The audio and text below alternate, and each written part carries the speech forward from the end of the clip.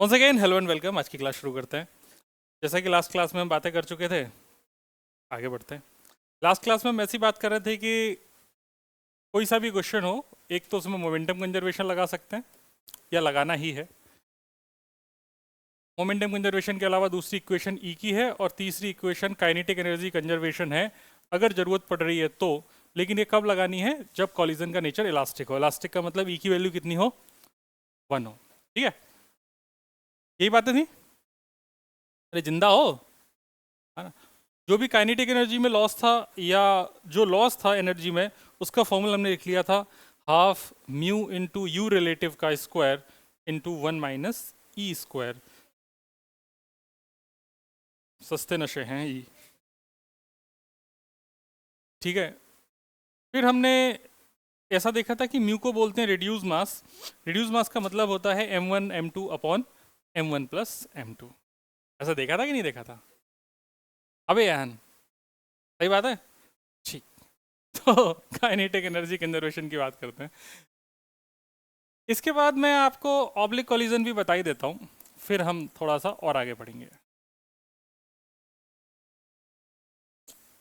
जीत तो खत्म हो गया, जीत तो सिर्फ वही है जहां पर ई की वैल्यू दे रखी हो। एनसीईआरटी में E1 और E0 बस इन्हीं के क्वेश्चंस हैं। ई की कोई न्यूमेरिकल वैल्यू के लिए कोई भी क्वेश्चंस एनसीईआरटी में नहीं है। ऑब्लिक कॉलिजन में जैसे कि आप लोगों को बता रखा था। अरे तुम आ गए, आने वाले को कौन रोक पाया है सर। इसका मास m1, इसका मास m2, इसकी स्पीड है u। ये दो ऑब्जेक्ट हैं, स्फेरिकल टाइप के हैं। दोनों आपस में आए और आपस में आके टकरा गए। तो जब ये टकराए तो ऐसा हो गया, ये रियल में ऐसा था। ये m1 था और ये वाला m2 था, और ये इनको मिलाने वाली क्या हो गई? Line of impact. तो टकराने के बाद ये हो गया आपका बिफोर कॉलिजन।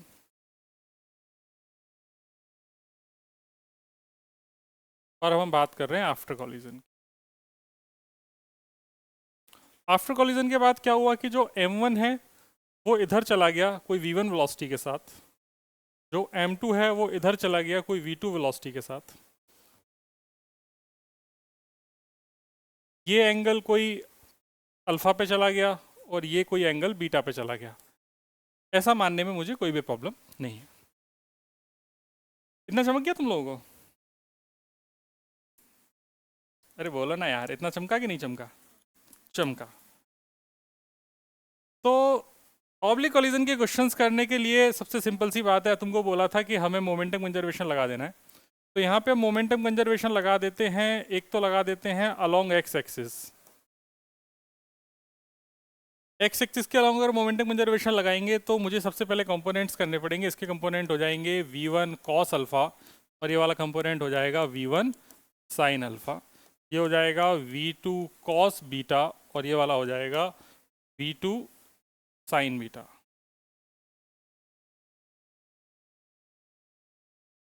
जैसे ही अपने को पता चला कि इस तरीके कंपोनेंट होंगे तो हम बोलेंगे momentum conservation along x axis में।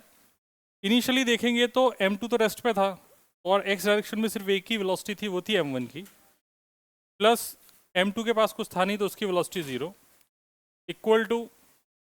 फिर हम उधर जाएंगे तो देखेंगे कि जो m1 है इंटू v1 कॉस अल्फा, क्योंकि m1 के पास x डायरेक्शन में जो वेलोसिटी है वो v1 कॉस अल्फा है, प्लस m2 के पास जो वेलोसिटी है v x डायरेक्शन में वो v2 कॉस बीटा है। ये मेरी पहली इक्वेशन हो गई।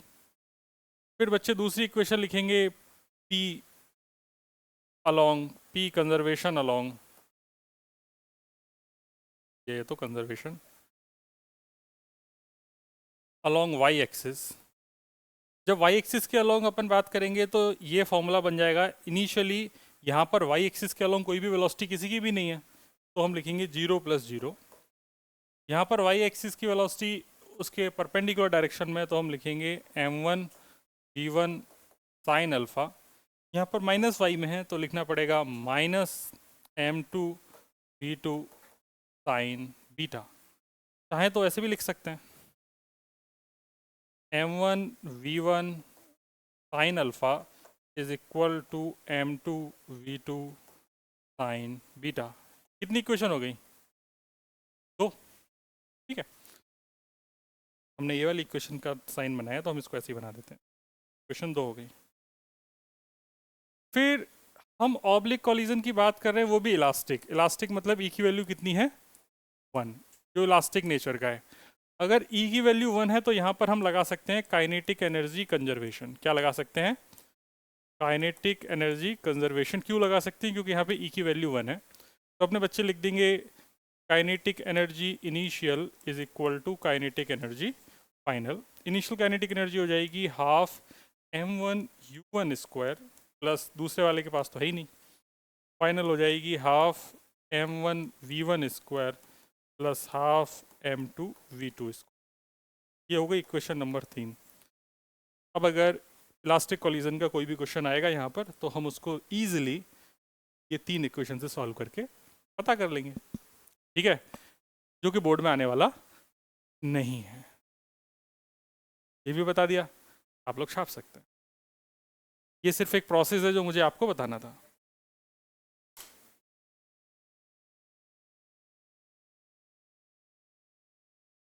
एक पॉइंट ऐसा लिख लो इंपॉर्टेंट पॉइंट करके कि जैसे प्रीवियस केस जो था, इस प्रीवियस केस में if m1 is equal to m2 is equal to m, u1 is u and u2 is 0, मतलब एक रेस्ट पे है और दूसरा मूव करते हुए आ रहा है, आइडेंटिकल मास है और कॉलिजन इलास्टिक है एंड ऑब्लिक है। ठीक है, तो इसका मतलब ये है कि then after collision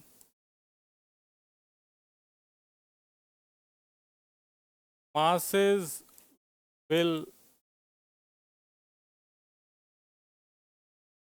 go perpendicularly। ये पता है क्या कह रहा है? या म्यूचुअल परपेंडिकुलरली बोल लो, या परपेंडिकुलर म्यूचुअल परपेंडिकुलर बोल, या म्यूचुअली परपेंडिकुलर। अब तो यही सही होगा, म्यूचुअली परपेंडिकुलर।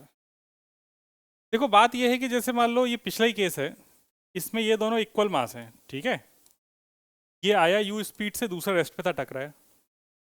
ऑब्लिक कॉलिजन है, ई की वैल्यू 1 है, तो टकराने के बाद अगर ये मास इक्वल है तो ये इधर चला जाएगा, दूसरा वाला इधर चला जाएगा, और इनके बीच का ये जो थीटा होगा ना, ये 90 डिग्री होगा। मतलब मैं ऐसा बोल सकता हूँ कि अल्फा प्लस बीटा जो अपन ने पीछे देखा था वो कितना हो जाएगा? 90 डिग्री। चमक गई बात? बस यही बोलना चाह रहा हूँ।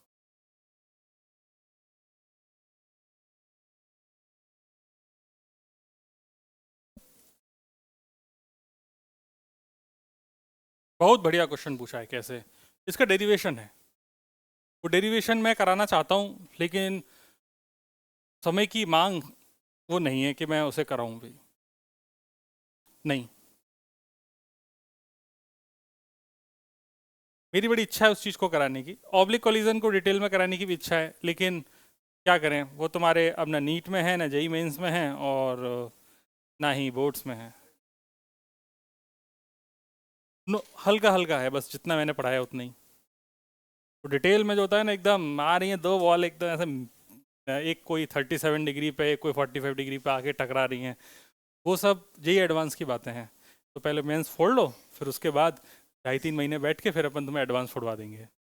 लेकिन पहले मेंस फोड़ो तो सही, पता चले एडवांस के लिए क्वालिफाई ही नहीं कर पा रहे हैं, बातें अपन एडवांस की कर रहे हैं।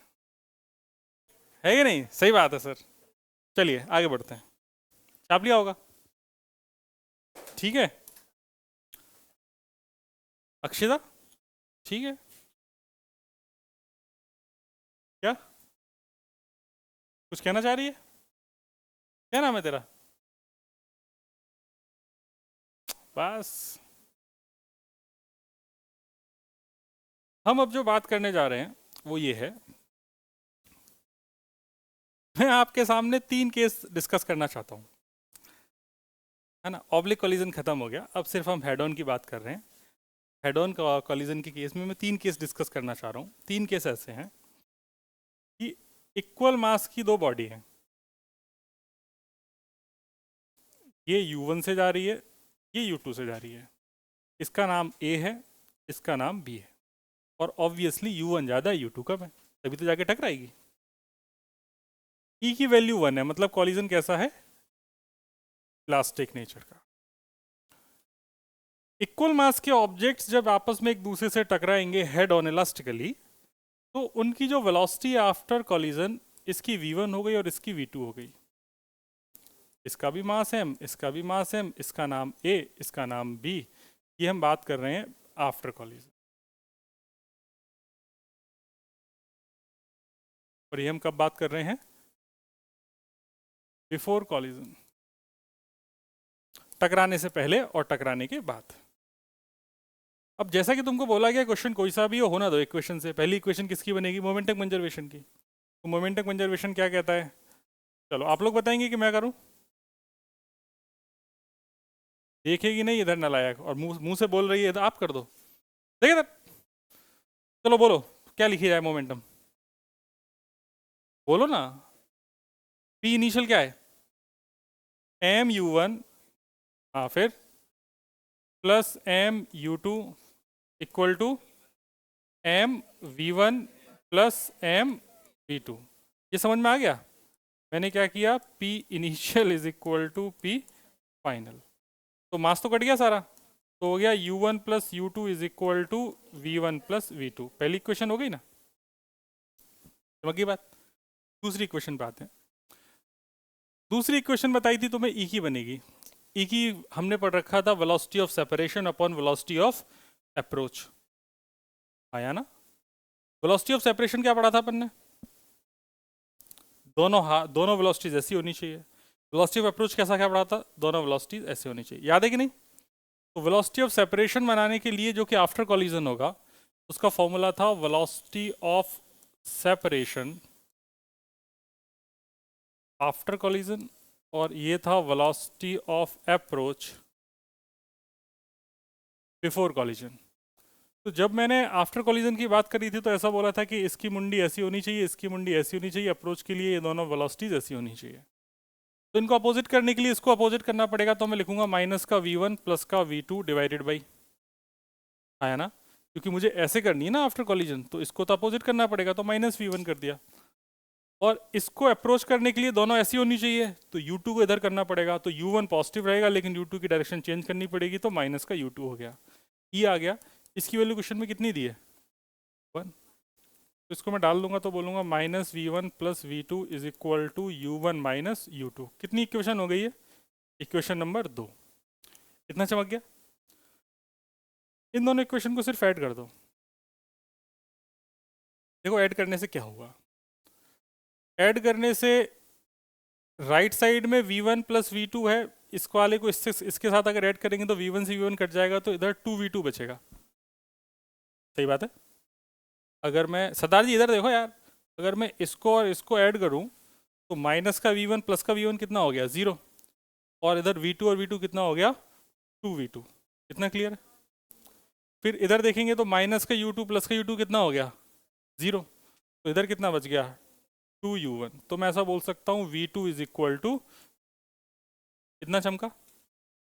और दूसरी बात में ऐसा कि v2 की वैल्यू में कहीं भी डाल दूं, मान लो इक्वेशन नंबर 1 में डाल दी, इन इक्वेशन नंबर 1, तो मैं बोलूँगा u1 plus u2 is equal to v1 plus u1। v2 की वैल्यू डाल दी थी, u1 से u1 कट गया, v1 की वैल्यू कितनी आ गई, के बराबर। कुछ तुम्हें अजीब सा दिख रहा है क्या यहाँ पे,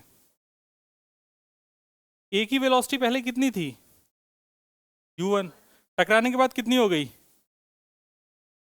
v1, और v1 की वैल्यू कितनी आई है, u2।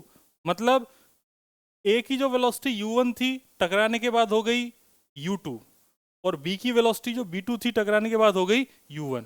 तो वेलोसिटीज इंटरचेंज हो गई ना, तो उसका स्टेटमेंट बन गया, एक स्टेटमेंट लिख लिया जाए, व्हेन, हाँ नहीं स्टेटमेंट ही लिख लो। When two bodies of equal mass, case number 1, when two bodies of equal mass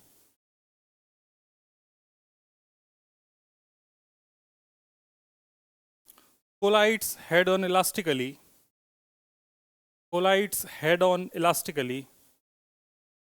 when two bodies of equal mass collides head-on elastically,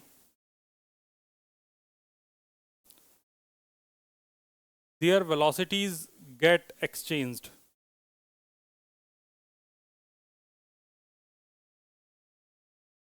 Their velocities gets exchanged. छाप लीजिए, अब हो गया. चलिए आगे देखते हैं. तो कॉम्प्लीमेंट ऐसे देते रहना चाहिए ना बीच बीच में, ऐसा अच्छा लगता है लोगों को. हाँ, केस नंबर 2 की बात अगर करी जाए तो केस नंबर 2 ऐसा है कि एक हाथी है. हाथी समझते हैं आप? एलिफेंट.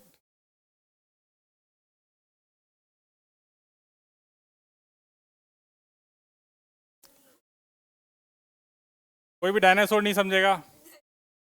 हंसता हुआ हाथी है. इसकी एक टांग नहीं है, दोनों टांगे. चूहा चूहा लग रहा है. अगर अच्छा अच्छा तो एक काम करते इस पे लिख देते हैं कि हाथी है.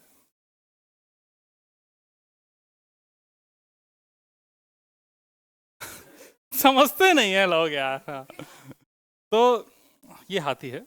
हाथी मस्त अपनी मद मस्त चाल में चलता जा रहा है. कुछ इसकी वेलोसिटी है, मान लीजिए इसकी स्पीड यू मान लेते हैं. ठीक है. एक मच्छर है. अब मच्छर को बनाएंगे तो थोड़ा मालूम नहीं पड़ेगा, तो ये मच्छर मान लेना, ये मच्छर है. तो ये हाथी और इसके साथ ही मच्छर है. पापिन, इसका मास m1 है, इसका मास m2 है. इसका मतलब हाथी तो बहुत बड़ा भारी होता है. बहुत भारी होता है. बहुत ही भारी होता है. किससे? मच्छर से. मतलब मच्छर की कोई औकात ही नहीं है. ऐसा हुआ. मच्छर आराम से सो रहा था. मच्छर की कोई भी स्पीड नहीं है. मच्छर आराम से सो रहा था. उसके बाद उधर से हाथी चलता हुआ आ रहा है. हाथी मच्छर से टकराया. तो टकराया वर्ड थोड़ा हाथी के लिए सर थोड़ा भारी हो जा रहा है.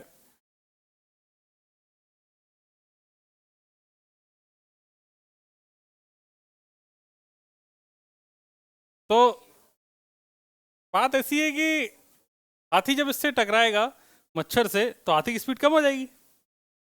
नहीं होगी क्या? अच्छा, हाथी ज्यादा हो जाएगी. अच्छा, या फिर हाथी को कभी पता ही नहीं चलेगा कि उसके साथ क्या हुआ. कभी नहीं पता चलेगा. मतलब उसकी स्पीड यू थी तो अभी भी कितनी रहेगी. लेकिन मच्छर के साथ पता नहीं क्या हो गया, हमें नहीं पता. मच्छर के जीवन में भूचाल आ चुका है तो मच्छर की स्पीड वी हो गई. तो हाथी का मास m1, मच्छर का मास m2. अब एक बात बताओ, तुमने पहले से अज्यूम कर लिया कि हाथी की वेलोसिटी पे कोई फर्क नहीं पड़ेगा. हाँ या ना? मतलब तुमने ऐसा मान लिया कि रियल लाइफ सिचुएशन है. जब मास बहुत ज़्यादा है, मोमेंटम तो कंजर्व अभी भी है, लेकिन उस मोमेंटम चेंज का जो इफेक्ट है हाथी पे वो हमको ऑब्जर्व ही नहीं कर पा रहे हम, क्योंकि वो बहुत ही कम है. इतनी बात समझ में आ गई? तो ये कॉलिजन अगर इलास्टिक है तो E इज इक्वल टू 1 में अपने बच्चे लिखेंगे velocity of separation. Velocity of separation that is v minus you. टकराने के बाद इसको उल्टा कर देंगे तो माइनस यू, ये v हो गया, upon velocity of approach. Velocity of approach में देखेंगे तो इसके पास तो कोई वेलोसिटी है नहीं, और इसकी वेलोसिटी जैसी डिजायर्ड हमें चाहिए वैसी है, तो बाई यू तो क्रॉस मल्टीप्लाई कर देंगे. तो v minus u is equal to u. मतलब v इज इक्वल टू कितना हो गया. ये एक बड़ी इंटरेस्टिंग बात हुई. हाथी आ रहा था 10 की स्पीड से, मच्छर सो रहा था. एकदम से मच्छर को उसकी स्पीड 10 से बढ़ के 20 एकदम महसूस होगी कि पहले 0 थी, 0 से डायरेक्टली कितनी हो गई 20. और हाथी अभी भी कितने से चल रहा है 10 से. अगर हाथी 50 किलोमीटर पर आवर की स्पीड से आ रहा हो, मच्छर आराम से ऐसे हवा में भुनभुना रहा हो, और अगर हाथी उससे टकरा जाए तो मच्छर की स्पीड कितनी हो जाएगी 100. 0 से सीधी 100. समझ गए बात को? तो इस बात को ऐसे लिख लेंगे कि क्या लिखेंगे इसमें.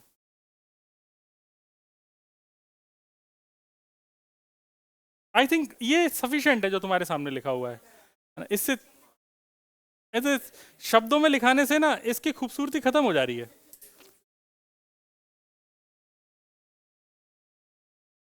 अच्छा। हाँ, हाथी चेंज हो गया क्या? नहीं नहीं, सेम है। अरे इसमें, अरे यार, हाथी थोड़ा गुस्से में था ना, ऐसे टाके गुस्सा में एकदम टकराया इससे, है ना। एक्सप्रेशन चेंज हो गया, ऐसे ऐसे आगे टकरा गया। नहीं नहीं, केस 3 भी कराएंगे ना यार। आओ और बातें करें। अगेन, हाथी तो है ही अपने पास, और मच्छर है। वैसे 2 बार ग्रेटर देन लगाने से काम हो जाता है। ऐसा कोई जरूरी नहीं है कि तुम 10 बार लगाओ, 2 बार सफिशियंट है। मतलब बहुत बड़ा है M1 और M2 बहुत छोटा है। इस केस में अगर आप देखेंगे तो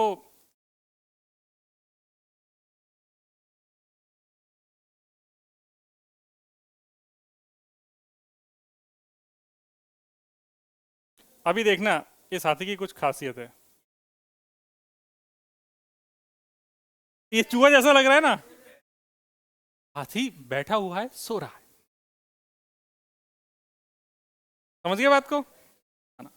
पॉइंट समझे? मतलब हाथी की वेलोसिटी कितनी है? 0। समझ जाते हो यार अपन। मच्छर तो उड़ के आ रहा है। मच्छर कह रहा है कि पिछली बार तूने मुझे डबल स्पीड से दौड़ाया था, अब मैं देखती मैं तेरा क्या हाल करता हूं। तो मच्छर टकराते हुए गया, इसका मच्छर का मास M2, और जाके धुम हाथी से टकराया। बताओ क्या हुआ होगा? हाथी जग गया होगा। अच्छा नहीं, सोता रहा होगा। अच्छा। अच्छा, बाउंस कर जाएगा। अच्छा। भाई, ये वैदे ही ऐसा कह रही है, हाथी सो रहा है, मच्छर आया, मच्छर आके टकराएगा तो हाथी बाउंस करके पीछे भाग जाएगा। अच्छा मच्छर, अच्छा मच्छर मच्छर, ठीक।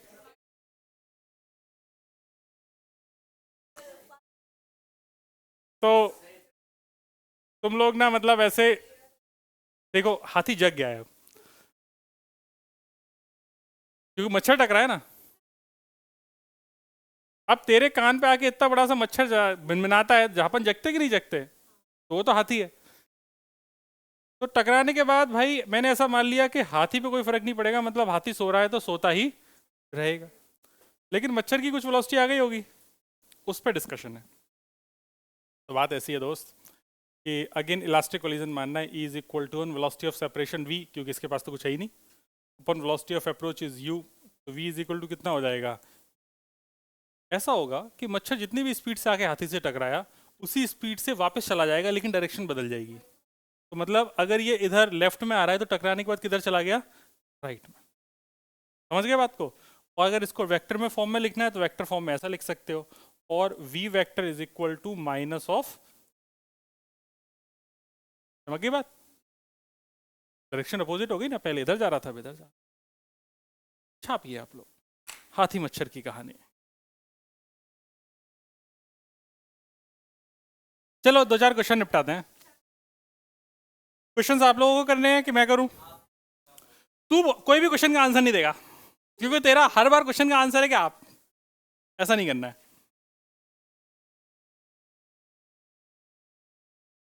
लिख question. A ball of mass 2 kg, a ball of mass 2 kg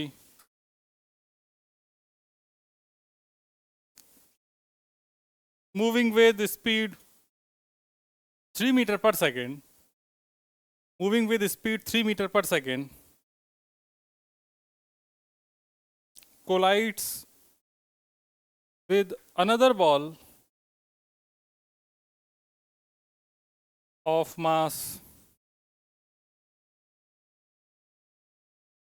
4 kg,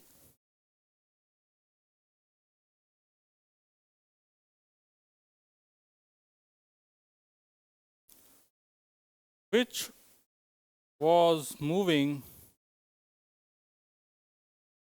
with speed 1 meter per second along same line, in same direction, along same line, in same direction, 1 meter per second along same line in same direction. समझ गए बात को?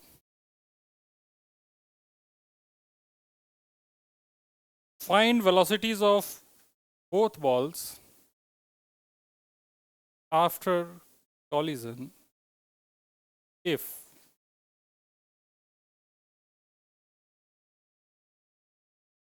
find velocities of both balls after collision if।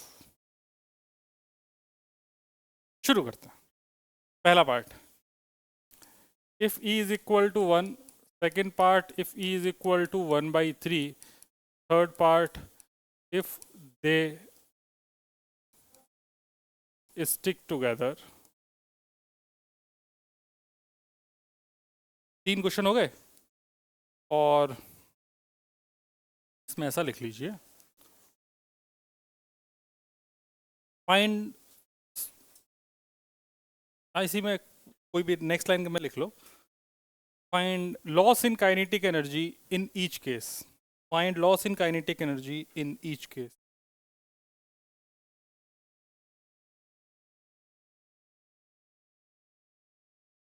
Solve कीजिए। 3 question है, एक ही में तीनों करा दिए, कीजिए, घबराइए मत। कोशिश करने वालों की कभी हार नहीं होती।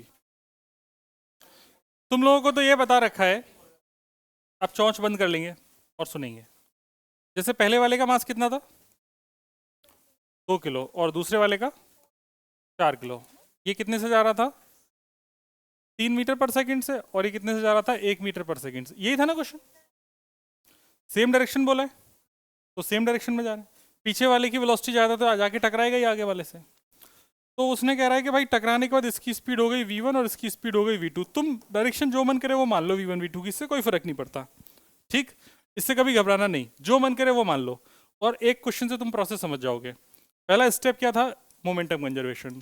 तो बच्चे अपने मोमेंटम कंजर्वेशन लगा देंगे, बोलेंगे 2 × 3 + 4 × 1 + 2 × is equal to 2v1 + 4v2। कितना चमक गया? 2 kg 4 kg आया ना? तो ये हो जाएगा 6 4 10, और ये हो जाएगा 2, तो 10 is equal to 2v1 + 4v2। तो बच्चे बोल देंगे v1 + 2v2 is equal to 5। ये हो गई इक्वेशन नंबर 1। इतना क्लियर है? दूसरी इक्वेशन बनाएंगे हम ई की। ई की इक्वेशन होती है वेलोसिटी ऑफ सेपरेशन, तो v1 को अपोजिट करना पड़ेगा, कर दिया, upon velocity of approach that is 3 - 1, क्योंकि 1 को मुझे दोनों को ऐसे करना है, इज इक्वल टू, ये तुम्हें क्वेश्चन में कितना दिया है? 1। तो बच्चे इसको बोलेंगे v2 - v1 is equal to 2। Equation number कितनी हो गई? 2। इक्वेशन नंबर 1 + 2 करने से क्वेश्चन सॉल्व हो गया। 1 + 2 करेंगे तो v1 से v1 कट गया, और v2 + 2v2 कितना हो गया? 3v2। 3v2 is equal to 5 + 2 कितना होता है? 7। तो v2 की वैल्यू हो गई 7/3 मीटर पर सेकेंड। v2 की वैल्यू अपन इसमें रख देंगे इन इक्वेशन नंबर 2। जैसे ही बच्चे इक्वेशन नंबर 2 में वैल्यू रखेंगे तो अपने पास v1 आ जाएगा, that is 7/3 - v1 is equal to 2। तो v1 की वैल्यू हो जाएगी 1/3 मीटर पर सेकेंड। आगे v1 v2 दोनों हाँ या ना? कितने लोगों के सही है? नलायक वो स्टेप्स होते हैं, पहला पार्ट से होने का मतलब है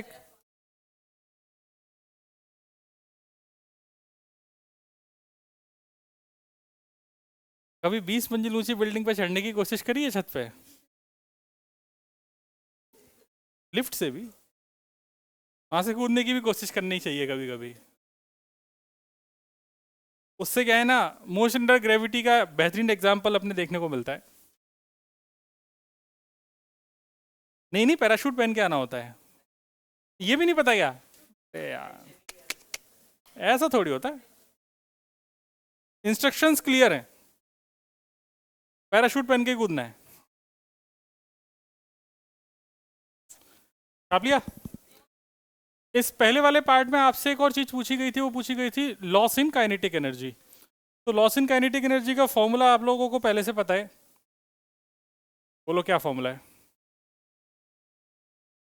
फॉर्मूला अभी तक तो याद हो गया था, लास्ट क्लास में याद कराया था मैंने तुम्हें। फॉर्मूला बताओ, लॉस इन काइनेटिक एनर्जी, बोलो जल्दी बोलो।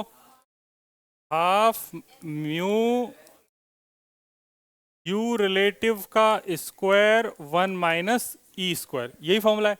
अब इस पर्टिकुलर अपने इस क्वेश्चन में देखेंगे तो ई की वैल्यू 1 है, मतलब कॉलिजन कैसा है, इलास्टिक। इलास्टिक कॉलिजन में कोई भी एनर्जी में लॉस नहीं होता, क्योंकि ई की वैल्यू 1 डालते ही तुम्हारे पास जो लॉस है चेंज इन काइनेटिक एनर्जी वो कितना हो जाएगा, 0। तो हमें पता है कि इसमें कोई भी एनर्जी लॉस होने वाली नहीं है, तो इसका आंसर है 0। अब आप लोगों ने एक क्वेश्चन कर लिया है, अब आप लोग इसके दूसरे और तीसरे पार्ट खुद करेंगे, कीजिए। इसका अगर सेकंड पार्ट देखा जाए तो उसके सेकंड पार्ट में ई की वैल्यू 1/3 डालनी है। सेकंड पार्ट में मोमेंटम कंजर्वेशन की इक्वेशन तो देखो जैसा कि तुमने पीछे देखा सेम ही रहेगी, तो मोमेंटम कंजर्वेशन की इक्वेशन जो पीछे बनी थी सेम रहने वाली है, तो उससे मैं डायरेक्टली लिख दूं ये तो चलेगा क्या, इससे आपको कोई प्रॉब्लम तो नहीं है, हाँ ना। तो मैं बोल दूंगा v1 plus 2v2 is equal to 5, v1 plus 2v2 is equal to 5। यहाँ पे मैं लिख देता हूँ सेम एज पार्ट 1, ताकि आपको बाद में याद रहे कि कहाँ से रेफर करना है। फिर दूसरी इक्वेशन ई की है जो कि 1/3 है, वेलोसिटी ऑफ सेपरेशन के नाम पे v2 माइनस v1 है, वेलोसिटी ऑफ अप्रोच अगर आप यहाँ पर देखेंगे तो ये अगेन 3 माइनस 1 हो जाएगा, 1 को इधर लेके आना पड़ेगा, तो 3 माइनस 1, तो v2 minus v1 is equal to 2/3। इसको हम ऐसे लिख सकते हैं 3v2 minus 3v1 is equal to 2, equation number 2। अब इन दोनों को सॉल्व करना है, तो इनको सॉल्व करने का बेहतरीन तरीका ये हो सकता है कि हम इक्वेशन नंबर 1 में 3 से मल्टीप्लाई करें और उसके साथ इक्वेशन नंबर 2 को ऐड कर दें। हाँ वो भी हो जाएगा। तो हमने जैसे इसमें 3 से मल्टीप्लाई करेंगे तो 3v1 प्लस 6v2, इधर छोड़ देंगे तो प्लस 3v2 माइनस 3v1, 3 से मल्टीप्लाई करेंगे तो 15 प्लस 2, तो 3v1 से 3v1 कट गया, हो जाएगा 9v2 इज इक्वल टू 17। तो v2 की वैल्यू आ रही है 17/9 मीटर पर सेकेंड। कितने लोगों का सही है? Very good. लड़कियां हमेशा बाजी मार रही हैं आजकल, लड़के निकम्मे हो गए, बस ढोलकपुरी जाना है, ऐसा पहले से ही है। फिर v1 की बात करेंगे तो v1 निकालने के लिए बच्चे इक्वेशन नंबर इसमें आ जाएंगे, इक्वेशन नंबर 1 में। क्या लिख रहा हूँ मैं, दो बार 1 क्यों लिख रहा हूँ?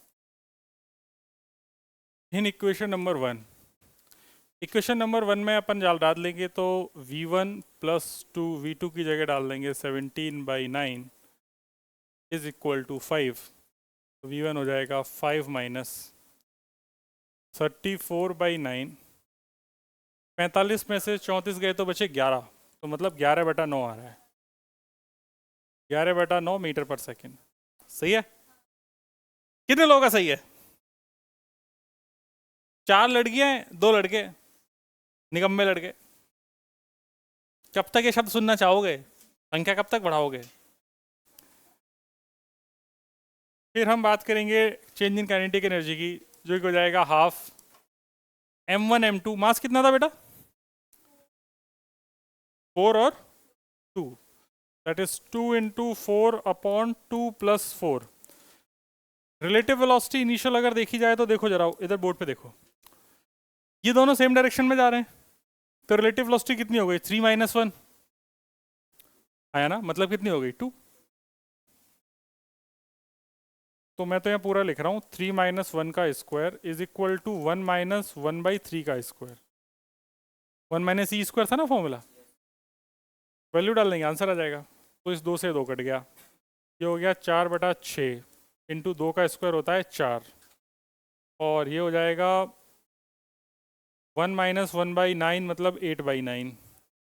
आफ्टर ऑल चटका चटकी, अपने पास बचेगा 2 तिया 6, 2 दूनी 4, मतलब 4 दूनी 8, 8 8 64 और 9 तिया 27। कितना जूल आ रहा है? सेम आ रहा है तो बताओ मुझे। यही आ रहा है ना? कितना आ रहा है सॉल्व हो गया? 2.30 ऐसा बच्चे बोल रहे हैं।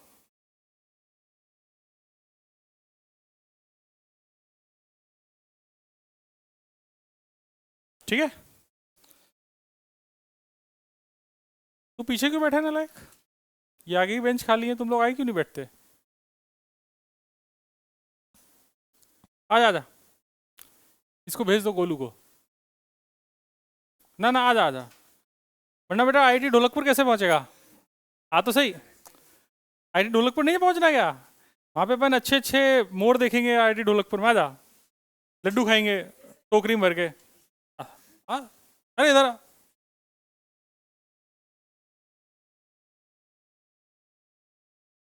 चल चल, बच्चा नहीं है। अरे अरे, आजा आजा, चल चल। अच्छे बच्चे आगे बैठ के पढ़ते हैं ना। यहाँ पे क्या ना, यहाँ पे बैठ के सोते हैं या बातें करते हैं? यहाँ पे या तो बैठ के सोते हैं या बातें करते हैं। 2.37 है।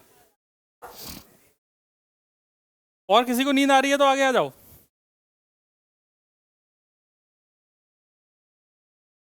हाँ बेटा, आना है क्या आगे? आ रही नींद? आज पाजी एकदम आंखें खोल के बैठे हैं।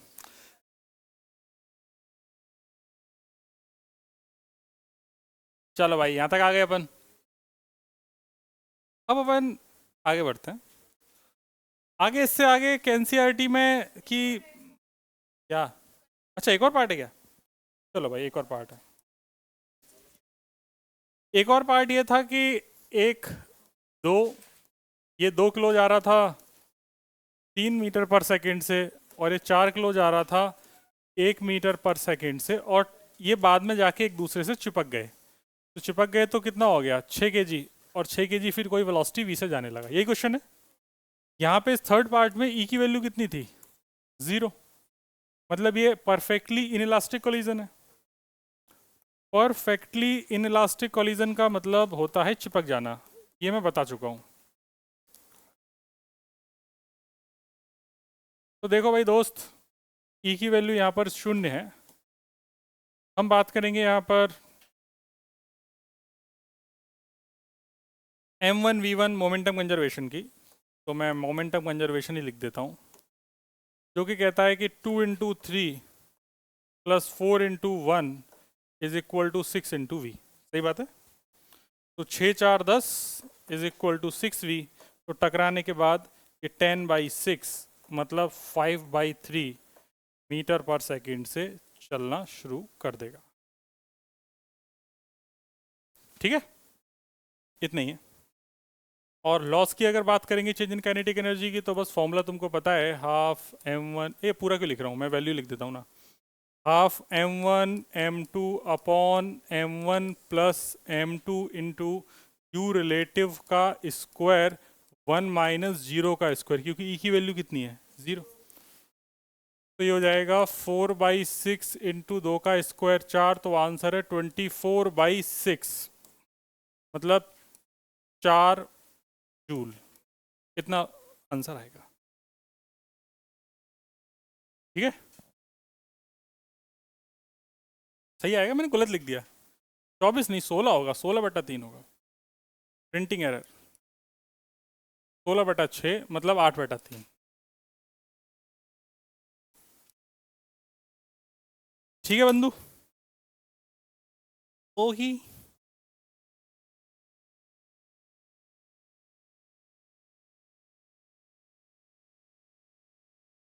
वक्त आ गया है अब इस चैप्टर को ख़त्म करने का।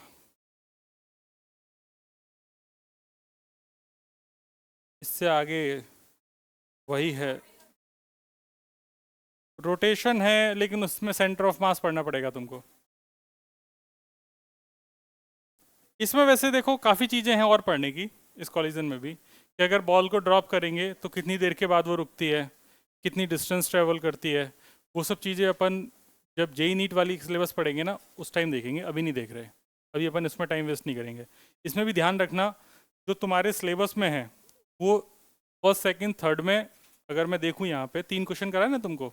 फर्स्ट पार्ट है ई की वैल्यू 1 वाला, लास्ट पार्ट है ई की वैल्यू 0 वाला, ई की वैल्यू 1/3 वो वाला पार्ट नहीं है। ओके, लेकिन बेसिक कॉन्सेप्ट सब में सेम है। एक बार मोमेंटम कंजर्वेशन, ई की इक्वेशन, और जरूरत पड़े तो काइनेटिक एनर्जी कंजर्वेशन। खैर, आइडियली चैप्टर खत्म हो चुका है। अब अपने को सिर्फ इसमें क्वेश्चन से जो एनसीईआरटी के बचे हुए वो करने हैं, तो फटाफट आप लोग तैयार हो जाइए और एनसीईआरटी के क्वेश्चंस करते हैं अपन।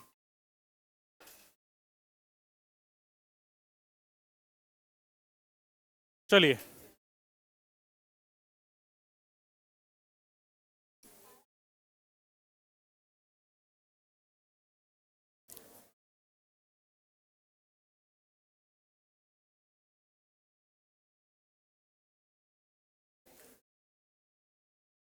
यही चैप्टर है भाई, वर्क एनर्जी थ्योरम। इसमें हमने इलस्ट्रेशन कहाँ तक कर लिया क्या बेटा? 5.10 तक अपन कर चुके हैं, इसमें पावर है ना। ठीक है, तो उसके बाद कॉलिजन नहीं बचा था। ये 5.11 का एक क्वेश्चन है, 5.11, स्लोइंग डाउन ऑफ न्यूट्रॉन्स। क्या आप पढ़ना चाहेंगे पहले? ये एक्चुअली मॉडर्न फिजिक्स का क्वेश्चन है। मॉडर्न फिजिक्स में क्या होता है कि न्यूक्लियर रिएक्टर अपन पढ़ते हैं, जो 12th में पढ़ोगे तुम। न्यूक्लियर रिएक्टर्स क्या होते हैं कि जहाँ पे अपन न्यूक्लियर पावर बनाते हैं, है ना, यूरेनियम वगैरह को अपन तोड़ते हैं और तोड़ के वहाँ से फिर एनर्जी निकालते हैं। तो slowing down of neutrons in an nuclear reactor, a neutron of high speed must be slowed to this particular speed so that it can have a high probability of interacting with isotope of uranium 235 and causing it to fission। होता क्या है कि जैसे uranium का जो nuclear power, जितने भी reactor होते हैं उनके अंदर यूरेनियम का एक न्यूक्लियस है। उस न्यूक्लियस को तुम्हें तोड़ना है। उसको तोड़ने के लिए ऐसा तो है नहीं कि तुम 6 हथौड़ा लेके जाओगे और तोड़ दोगे, टक टक टक 2 समय टूट गया। उसको तोड़ने के लिए क्या करते हैं कि अपन उस पर न्यूट्रॉन की बारिश करते हैं। अब न्यूट्रॉन की बारिश करने के लिए अगर न्यूट्रॉन स्पीड ऑफ लाइट के बराबर स्पीड से अगर जाएगा तो वो पता नहीं उससे इंटरेक्ट करेगा कि नहीं करेगा। तो अपन को उस न्यूट्रॉन को स्लो करना रहता है। तो पहले उस न्यूट्रॉन को स्लो करेंगे और स्लो करने के बाद फिर अपन उसको यूरेनियम की न्यूक्लियस में भेजेंगे। तो वही कह रहा है कि मैंने उसको 10⁻⁷ मीटर पर सेकेंड से घटा के 1000 मीटर पर सेकेंड तक उसकी स्पीड लेके आए, ताकि यूरेनियम 235 टुकड़ों में टूट जाए, फिजन हो जाए। So that a neutron can lose most of its kinetic energy in an elastic collision with a light nuclei like deuterium or carbon, which has a mass of only few times of the mass of neutron. The material making up the light nuclei, usually heavy water or graphite, is called moderator। इसको slow करने के काम में जो neutron को जो slow करना है, वो स्लो कैसे करते हैं? तो स्लो करने के लिए हम जिस मटेरियल का इस्तेमाल करते हैं वो हैवी वाटर होता है। इसकी वजह से उसको मॉडरेटर बोल रहे हैं। शब्द क्या बोल रहे हैं? मॉडरेटर। तो बस उसको वो प्रूव कराना चाहता है। तो प्रूव कराने के लिए इसने सिंपल सी जो चीज़ करी है बस मैं उसे समझा देता हूँ। इनिशियल काइनेटिक एनर्जी निकाल ली, फाइनल काइनेटिक एनर्जी निकाल ली, यहाँ तक तो कोई डाउट नहीं। फाइनल काइनेटिक एनर्जी में उसने फाइनल वेलोसिटी का जो फॉर्मूला है मोमेंटम कंजर्वेशन से, वो उसने डायरेक्टली निकाल के रख दिया। ठीक, और फिर उसके बाद इसने जो लॉस का फॉर्मूला है ये भी निकाल लिया। जैसे लॉस को अगर तुम्हें बताएं तो लॉस तुमको, अभी तुमने जो फॉर्मूला निकाला वो लॉस का ही था। ये आवाज़ कहाँ हो रही है? लॉस का जो फॉर्मूला है वो तो तुमको पता ही है, half m1 m2 upon m1 plus m2 1 minus e square. Fractional loss की बात होगी तो फ्रैक्शनल लॉस में होता है loss upon kinetic energy initial. क्या आपको फ्रैक्शनल लॉस पता है? नहीं पता, भोले बच्चे हैं। देखो, लॉस तो हो गया इनिशियल माइनस फाइनल, तो मतलब चेंज ये हो गया। फ्रैक्शनल चेंज होता है ये। तो अगर काइनेटिक एनर्जी की बात करूंगा तो ये इसका फॉर्मूला है half m1 m2 upon m1 plus m2 1 minus e square into you relative का स्क्वायर। अब यहाँ पर देखोगे तो ये ई की वैल्यू तो कितनी कर दी, 0, divided by initial kinetic energy कितनी हो गई, हाफ m1 u1 स्क्वायर। तो बाकी सब कट पिट के तुम्हारे पास जो बच रहा है वो कुछ ये बच रहा है, that is m1 minus m2 upon m1 plus m2 का होल स्क्वायर। इस पर्टिकुलर केस में यहाँ पर फाइनल काइनेटिक एनर्जी इन्होंने ये निकाल रखी है।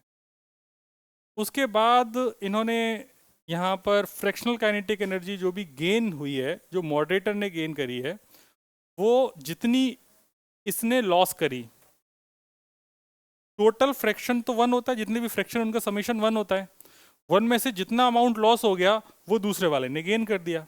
तो वन में से जितना लॉस हुआ इलास्टिक कोलिजन में वो किसने गेन कर लिया, F2 ने। तो लॉस हुआ वो ये लिखा है, गेन हुआ वो हमने यहाँ से F2 से निकाल लिया, और ये बहुत ही ज़्यादा बड़ा हो गया भाई। अब कहाँ गया पता नहीं, छोटा जा, बुरा मान गया। होना है तो या तो इतना ही होना है। तो यहाँ से देखो सिंपल सी बात यह है कि अगर एक जो फॉर्मूला निकल के आया वो फॉर्मूला ये था कि 4m1m2 upon m1 plus m2 का होल स्क्वायर। याद कुछ नहीं रखना है, ये सिर्फ जबरदस्ती का क्वेश्चन है। अगर यहाँ पर तुम मान लो ड्यूटेरियम का मास जो ट्वाइस ऑफ m1 है वो अगर रख भी दोगे, तो यहाँ से जो पहला फ्रैक्शन है वो 1/9 है, जो लॉस हुआ है, जो गेन हुआ है वो 8/9 है। तो इसका मतलब ये है कि जो 90% एनर्जी है ऑलमोस्ट, वो न्यूट्रॉन की ट्रांसफ़र हो गई ड्यूटेरियम में। बस इसी बात को प्रूव कराना चाह रहा है। तो इस बात को तुम समझो तो भी कोई फ़र्क नहीं पड़ता, नहीं समझो तो भी कोई फ़र्क नहीं पड़ता, क्योंकि ये समझने योग्य है ही नहीं अभी। यहाँ कैसे आया है ये, यहाँ ऐसे आया है कि एनसीईआरटी वाले जब बुक बनाते हैं ना तो ऐसा बनाते हैं कि बच्चे को पूरी फिजिक्स आती है और उसके बाद अब उससे कहीं भी कुछ भी डाल दो। अब तुम्हें क्या पता यूरेनियम न्यूट्रिन का कैसे फिजन हो रहा है। फिजन तो तुम्हें जब क्लास 12th में जब सबसे लास्ट चैप्टर चल रहा होगा मॉडर्न फिजिक्स में, तब पढ़ा रहे होंगे। तो इसका बहुत ज़्यादा जीवन में लोड नहीं लेना है, इसको तुम नहीं भी पढ़ोगे तो भी जीवन में फ़र्क नहीं पड़ने वाला है। खैर, तो इसका इतना लोड नहीं लेना। फिर इसके बाद ये जो दूसरा क्वेश्चन है, कह रहा है consider, last question, last example है, consider the collision depicted in figure 5.10। मतलब ये ऑब्लिक कॉलिजन की बात कर रहा होगा। 5.10 फिगर कहाँ है, टिक टिक टिक टिक टिक टिक टिक टिक। क्या यही, हाँ ये है, ठीक है। ये ऑब्लिक कॉलिजन की बात कर रहा है, और ऑब्लिक कॉलिजन में इसने जो पूछा है अपन से वो यही पूछा होगा कि वो एंगल कितना होगा। Consider the collision depicted in figure 5.10 to be between two billiard balls with mass m1 is equal to m2। Equal मास की दो बॉल है, ऑब्लिक टकरा रही हैं। The first ball is called the Q while the second ball is called the target। Billiard खिला रहा है, ditch के। The billiard player wants to sink the target ball into a corner pocket which is at angle 37 degree। Assume that the collision is elastic and the friction and the rotational motion are not important। Obtain θ1। जैसा कि आपको बता रखा है, oblique collision में जब भी elastic collision होगा उस केस में दोनों बॉल्स आपस में कितने एंगल पे जाएंगी, 90 डिग्री पे। ये तो लिखा है ही अभी। तो 90 डिग्री में से अगर एक बॉल 37 पे जा रही है तो दूसरी कितने पे जाएगी, 90 माइनस 37, जो कि कितना होता है 53। तो वो इन्होंने यहाँ पे, उन्हें पता नहीं ना, भूले है ना, तो 53 वो आंसर है। ठीक है, अब आओ भैया एक्सरसाइज पे फटाफट, क्योंकि गेम तो वही है। इसमें से अभी बताओ, हमने सब कुछ तो कर लिया है, एक से लेके कहाँ तक कंप्लीट हो गया अपना, कहाँ तक कंप्लीट हो गया बच्चों। आई थिंक 12 भी हो गया, 13 भी हो गया, 14 भी हो गया। कहाँ तक हो गया बताओ ना। हाँ, 15 तक हो चुका है, ठीक। हाँ 15 तक हो गया, 30% पावर वाला क्वेश्चन अपन कर चुके हैं। तो अब आओ भाई, अपन 5.16 से स्टार्ट करते हैं। यहाँ से क्वेश्चन आपका शुरू होता है। इसके नीचे और कोई क्वेश्चन है क्या, 5.16 नहीं, फिर तो 17 है। चलो, two identical ball bearing in contact with each other and resting on a frictionless table are hit head on by another ball bearing of same mass, moving initially with speed v। If the collision is elastic, which of the following is a possible result after collision। देखो भाई, पहली वाली सारी identical है, मतलब इसका भी मास m है, इसका भी मास m है, इसका भी मास m है, मतलब सारी आइडेंटिकल है, सबका मास कितना है m। तो बोल रहा है इनमें से कौन सा केस पॉसिबल है।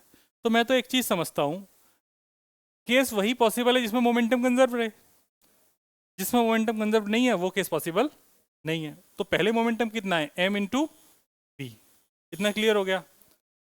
अब यहां पर देखोगे तो ये दोनों बॉल कितने से जा रही हैं, v/2 से। तो इनका मोमेंटम कितना हो जाएगा, 2m इंटू वी/2। तो अभी भी कितना है mv, ये कितना हो जाएगा m इंटू वी। और ये कितना हो जाएगा 3m into V by three. इससे क्या समझ में आ रहा है? तीनों ही पॉसिबल है, तीनों में मोमेंटम कैसा है, कंजर्व है, तो तीनों ही पॉसिबल है। समझ गए बात को? बस इतनी सी बात है, तो लिख लीजिए इसको कॉपी। ये है क्वेश्चन नंबर 16। Yes,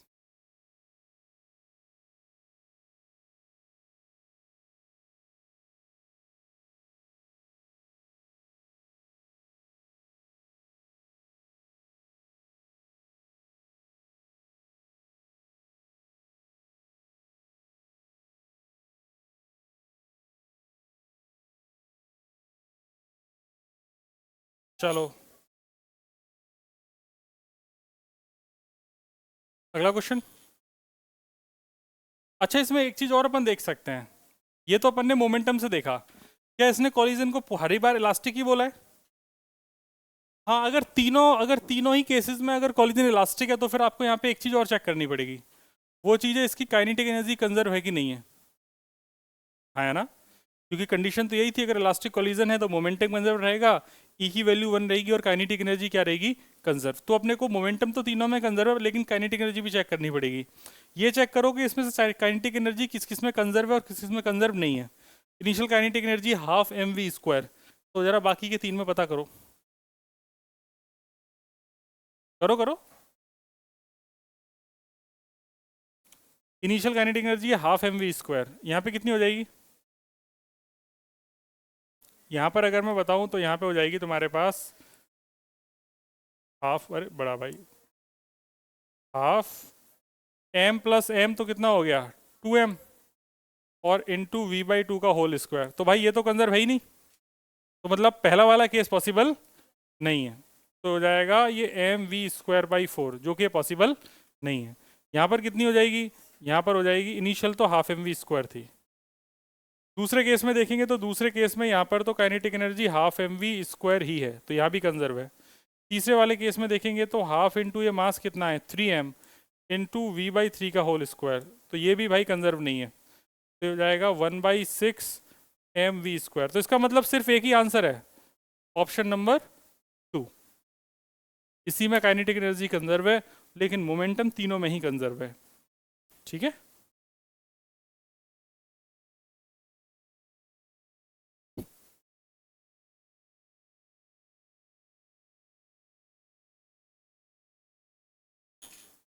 done. आपको अपनी भाषा में लिख लेना चाहिए। इस क्वेश्चन में हमने क्या किया है, इस क्वेश्चन में हमने मोमेंटम कंजर्वेशन चेक किया है और काइनेटिक एनर्जी कंजर्वेशन चेक किया है, क्योंकि जो कॉलिजन है वो परफेक्टली इलास्टिक है। ठीक है बच्चों, ओके।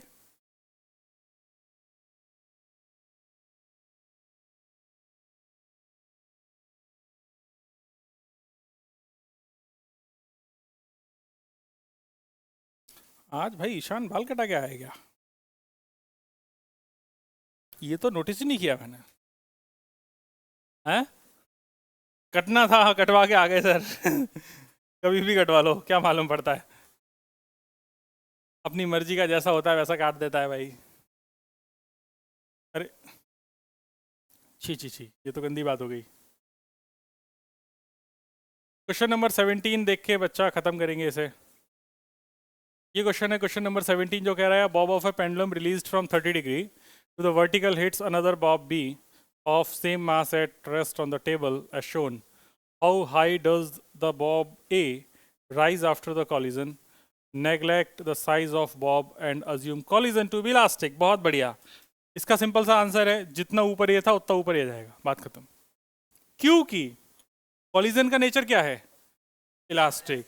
मतलब अगर एक बॉडी वेलोसिटीज इंटरचेंज होंगी, क्योंकि बॉल आइडेंटिकल है, इसका मतलब यहां पर जितनी भी वेलोसिटी ए के पास होगी वो वेलोसिटी कॉलिजन के बाद किसको मिल जाएगी, बी को, और बी की वेलोसिटी किसकी हो जाएगी, ए की। इसका मतलब ए क्या किस पे आ जाएगा, रेस्ट पे, और बी के पास आ जाएगी वेलोसिटी वी। जितनी वेलोसिटी यहां पर बी के पास है उतनी वेलोसिटी से ये उतना ही ऊपर जाएगा जितने ऊपर से ए आया था। इस बात को अब मैं आसानी से समझा देता हूं। ये तो हो गया फटाफट वाली लैंग्वेज में, जरा बुद्धि से कुछ सोच। तुमको ये बता रखा है कि वेलोसिटीज इंटरचेंज हो जाती हैं, ठीक है। एक बात बता, ये बॉल यहाँ पे इसका मास m है, ये v है, ये वाली बॉल m, इसकी वेलोसिटी है 0। अब इससे टकराई, इलास्टिक कोलिजन है तो e की वैल्यू 1 है, तो इसके पास तो वेलोसिटी आ गई v, और ये वाली किस पे आ गई, रेस्ट पे। इतना समझ में आता है? वेलोसिटीज एक्सचेंज हो जाती हैं जब इलास्टिक कोलिजन है, ए बी और ए बी, जब मास सेम होते हैं। बहुत बढ़िया।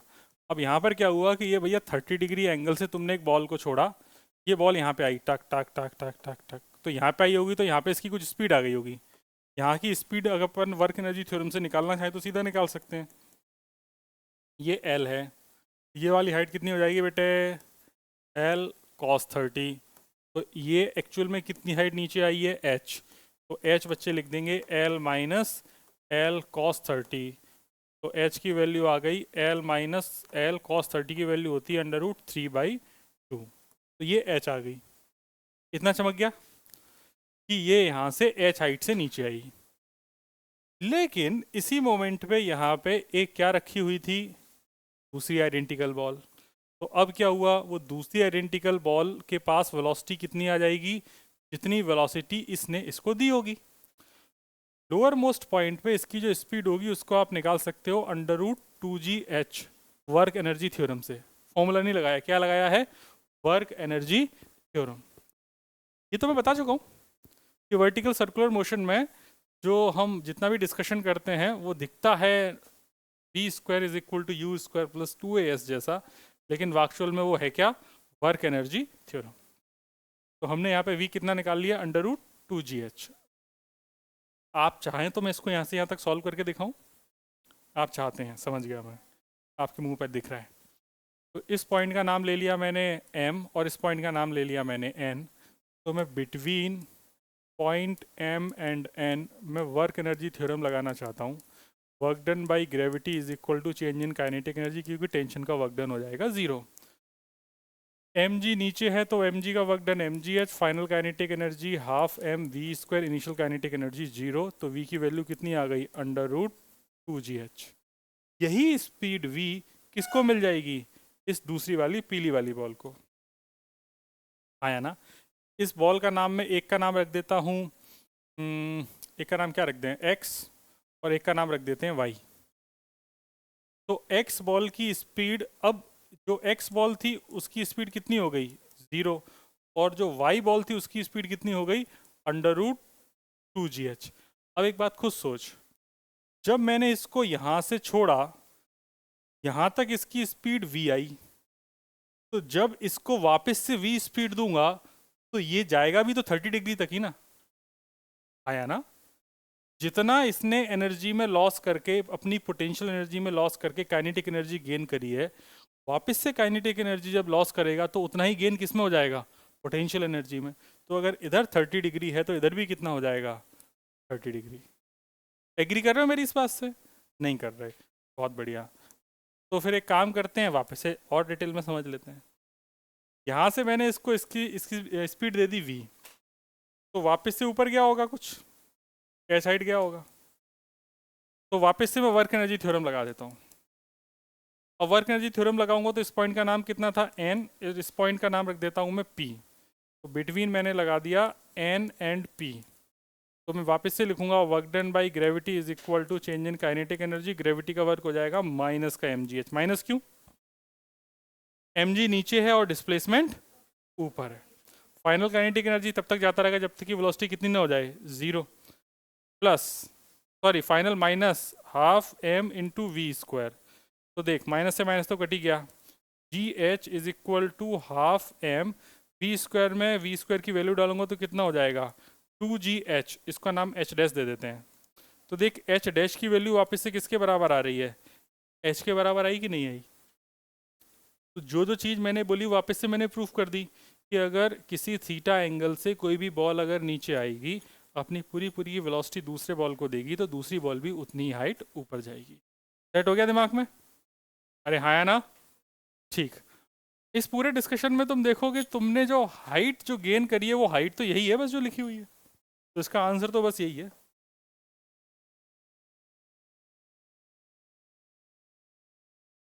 समझ गए बात को? तो इसका आंसर है L माइनस L रूट 3/, आप सकते हैं।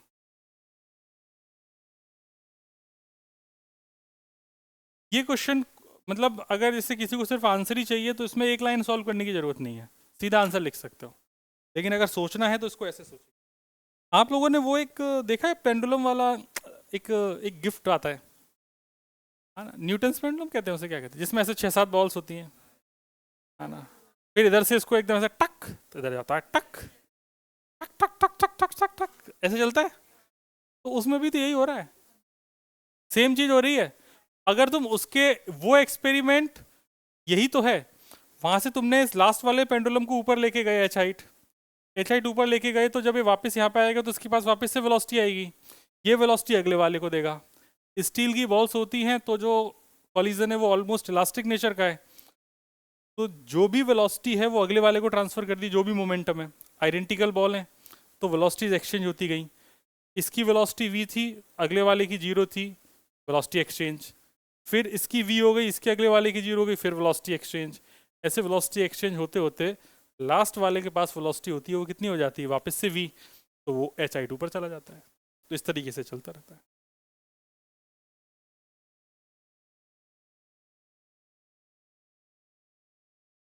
यही है जो मैं बोल रहा हूँ। छोड़ यार, मोह माया है सब। चलिए, तो वो उसमें म्यूट है।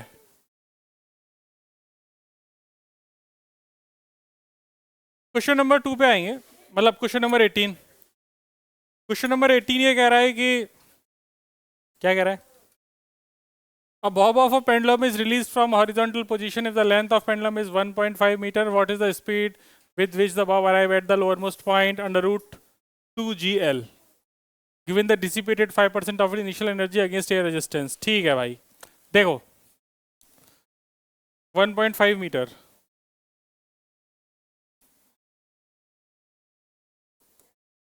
फाइव पॉइंट 18 क्वेश्चन ये है, शांत होके सुनो गदो।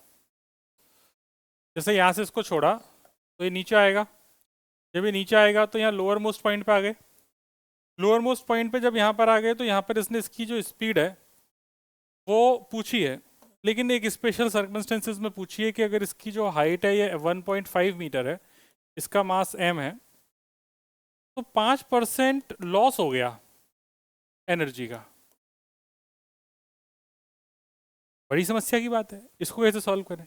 अगर लॉस नहीं हुआ था तब तो अपन डायरेक्टली कर देते। तो इसको ऐसा समझो कि यहाँ पर इसके पास एनर्जी थी कितनी, ठीक है। तो यहाँ पर मेरे पास जो एनर्जी थी वो एनर्जी थी मेरे पास mgl, सिर्फ पोटेंशियल एनर्जी थी।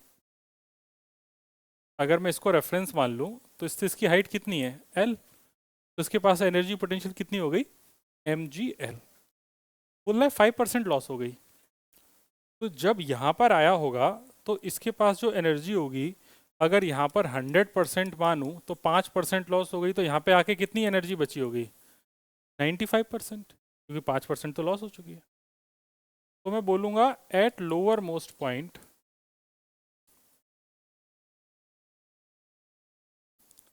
टोटल एनर्जी मेरे पास थी mgl, लेकिन इसका 95% ही मेरे काम का है, बाकी किसी काम का नहीं है।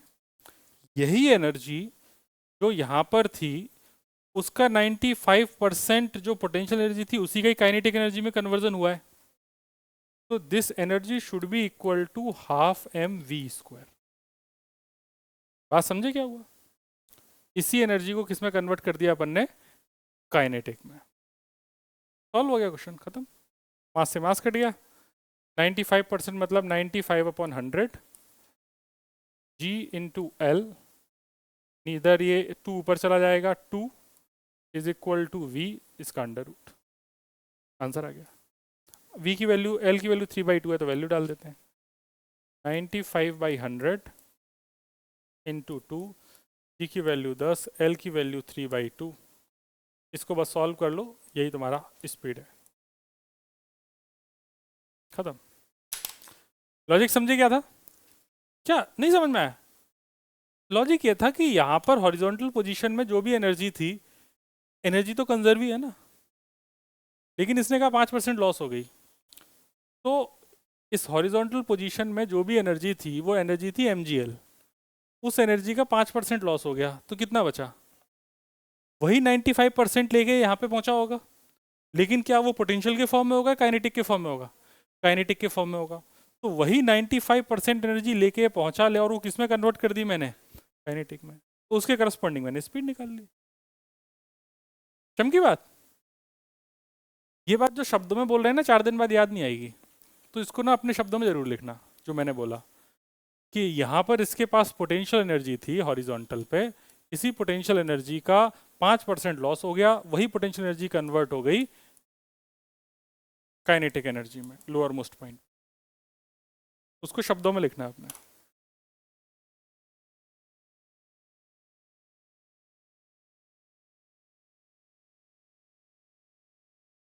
सॉल्व होके आता है 5.28 मीटर पर सेकेंड।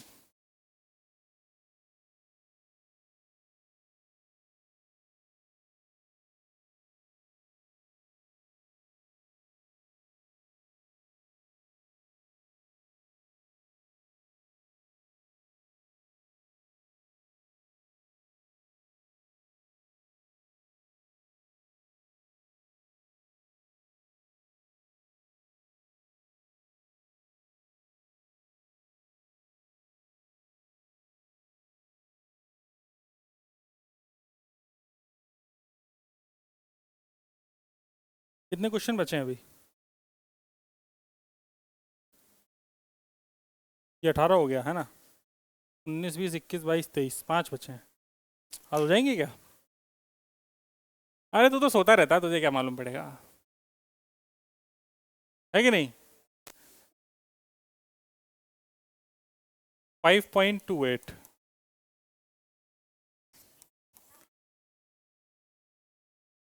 जी की वैल्यू 9.8 रखेंगे तो आएगा 5.8, 5.28। हाँ, अगर 10 रखोगे तो तुम्हारा 5.3 आ रहा होगा, अगर 9.8 रखोगे तो 5.28 आएगा। अरे ये भी सही है, ये भी सही है, मत परेशान हो,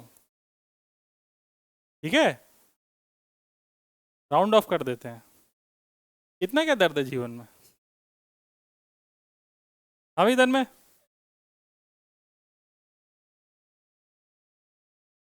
चलिए आगे बढ़े।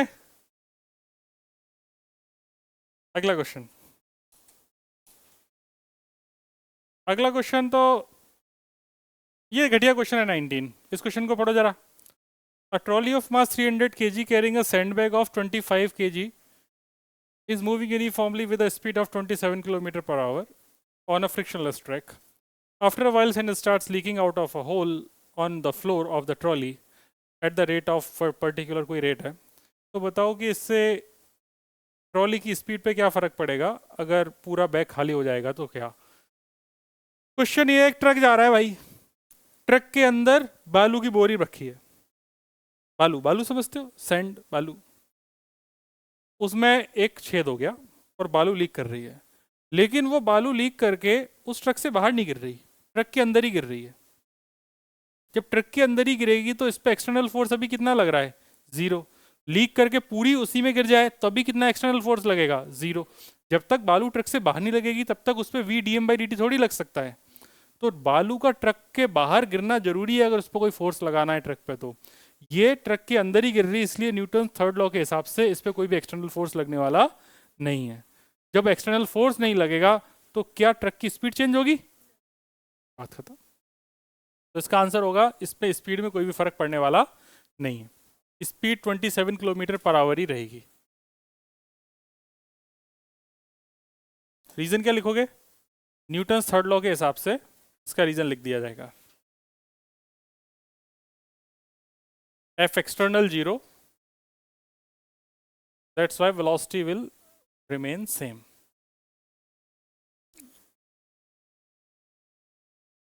ठीक बच्चों, चमक की बात। अब आ जाओ अगला क्वेश्चन 5.20।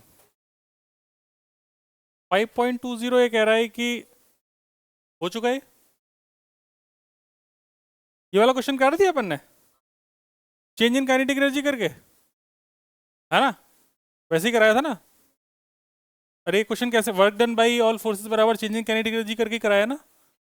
ठीक, 5.21 पे आ जाएंगे। द ब्लेड्स, किसी को डाउट तो नहीं इस क्वेश्चन में 5.20 में? ये हम कर चुके हैं, ऐसा बच्चे बोल रहे हैं। 5.21 कह रहा है the blades of a wind mill sweeps out a circle of area A if the wind flows at a velocity v perpendicular to the circle, what is the mass of the air passing through it in time t? बहुत बढ़िया। What is the kinetic energy of the air? Assume that the windmill converts 25% of the wind energy into electrical energy and that area is 30 meter square, velocity is 36 kilometer per hour and the density of air is this. What is the electrical power produced? सब कुछ पूछा है, solve कीजिए। है sir, दिमाग तो लगाना ही नहीं है सर।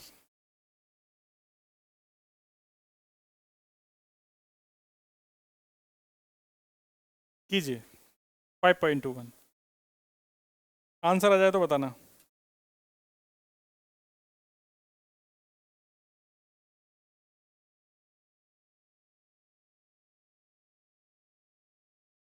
जो अपन ने वो नहीं किया था पाइप वाला क्वेश्चन, वही है क्वेश्चन, बस उसमें पानी की जगह इस बार क्या आ गया है, विंड आ गई है, बाकी सब कुछ सेम है।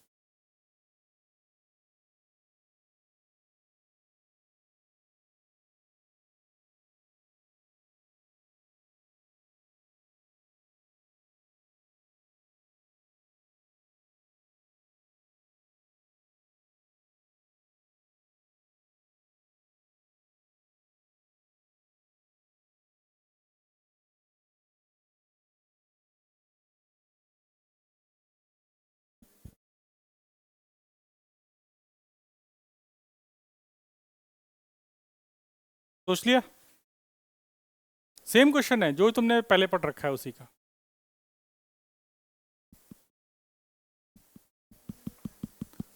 अरे यार तुम क्वेश्चन नहीं समझे क्या? एकदम आसान है। कौन सा 5 पॉइंट? देखो विंड मिल में ऐसा है कि इस तरीके से मैं अगर 3D में बनाऊं तो ऐसे इसमें तीन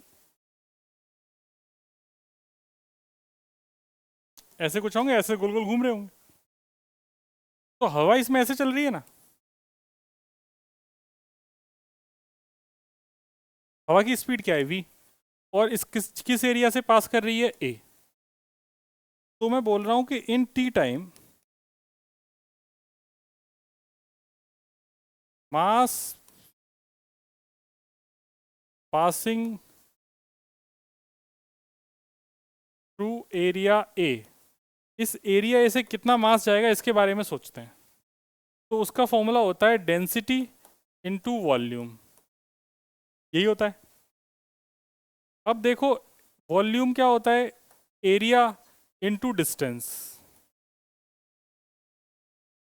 अब एक बात बताओ, अगर यहाँ पर टी टाइम में अगर अपन बात करें तो टी टाइम में ये जो एयर है ये कितनी डिस्टेंस ट्रेवल करेगी, तो ये अगर डिस्टेंस अगर निकाली जाए तो क्या हो जाएगा, स्पीड इनटू टाइम, है ना? तो यहाँ पर सिंपल हो गया रो एरिया ए और डिस्टेंस कितनी हो गई वी टी, तो मास पता चल गया ना जो जा रहा है। इसको तुम पहले भी जानते थे, d M by D t अपन ने रो ए वी याद किया था कि नहीं किया था? टी को उधर ले जाओ डी टी को, तो टी बन गया, तो डी एम को एम लिख दो, तो एम कितना हो गया, रो ए वी टी हुआ कि नहीं हुआ? वही तो कह रहा हूँ, अपन जो पढ़ चुके हैं सब। इतना क्लियर? अब इसमें देख काइनेटिक एनर्जी कितनी है, तो काइनेटिक एनर्जी कितनी हो जाएगी, हाफ एम वी स्क्वायर, तो मास कितना हो गया rho A v t into v square, तो काइनेटिक एनर्जी हो गई half rho A we cube into v, इतनी काइनेटिक एनर्जी हो गई। वैल्यू तो आपको डालनी पड़ेगी ना बेटा, अभी डालेंगे। इसमें आपके पास जो दिया है क्वेश्चन में, तो नहीं हो गया, हाँ क्वेश्चन में जो दिया है एरिया आपको 30 दिया है, area is 30 metre square, speed is 36 kilometre per hour, तो 5/18 मतलब 10 मीटर पर सेकेंड।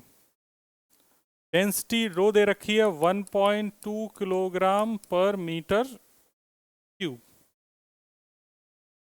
ठीक है, इसने जो पहले पार्ट में पूछा था, if wind flows at a velocity v perpendicular mass, तो क्या पूछा, what is the mass of the air passing through it time t।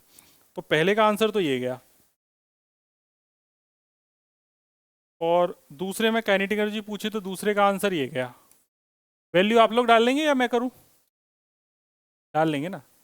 और तीसरे का आंसर अगर अपन बात करें तो तीसरे में पूछा है what is the electrical power produce. तो इलेक्ट्रिकल पावर कितनी होती थी? Work upon time. वर्क कितना है? Change in kinetic energy upon time. Change in kinetic energy, तो मैं काइनेटिक एनर्जी पता ही है, पहले वेलोसिटी कितनी थी 0, तो उससे चेंज इन काइनेटिक एनर्जी आ जाएगी, उसमें टाइम से डिवाइड कर देंगे, पावर आ जाएगी। ठीक है,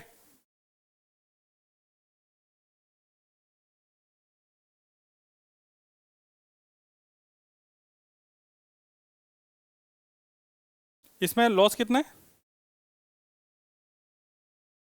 लॉ अच्छा 25% ही कन्वर्ट कर रही है ना, तो 25% अगर कन्वर्ट करेगी तो 25% कन्वर्ट करने का मतलब हो गया कि 75% लॉस हो गया। तो इसका थर्ड पार्ट में उसने ऐसा बोला है कि 25% of its energy he use हो रही है। अगर 25% एनर्जी यूज होगी तो इसके पास जो भी काइनेटिक एनर्जी है या इसकी जो पावर है, पावर हो जाएगा वर्क अपॉन टाइम, मतलब change in kinetic energy upon time, मतलब ये हो जाएगा half rho A we cube T divided by T. लेकिन इसका भी कितना यूज हो रहा है? 25%। ऐसा उसने क्वेश्चन में बोला है। टोटल थोड़ी यूज हो जा रही है, कितनी यूज हो रही है? 25%। तो 25% का मतलब होता है 25 divided by 100 into 1/2 rho A we cube. T से टी कट गया, तो तुम्हारा आंसर आ गया ये 25 चौका 100 1/8, तो 1/8 रो ए वी क्यूब। ये हो गई तुम्हारी पावर। हाँ है ना? अब सब में वैल्यू डाल दो, वैल्यू डाल के जो आंसर आएगा मैं आंसर बता दूं आपको डायरेक्ट, है ना? आंसर ही तो चाहिए तुमको। नहीं बताऊंगा, अगली क्लास में आंसर लेके आना। हाँ, अगली क्लास में आंसर लेके आना इसके सॉल्व करके, क्या आंसर आ रहा है। 5.21 के आंसर लेके आना, और होमवर्क में बाकी के बचे 2 क्वेश्चन आप लोगों को सॉल्व करने हैं। ठीक है, हाँ लास्ट वाले 2। आज के लिए इतना ही, थैंक यू वेरी मच।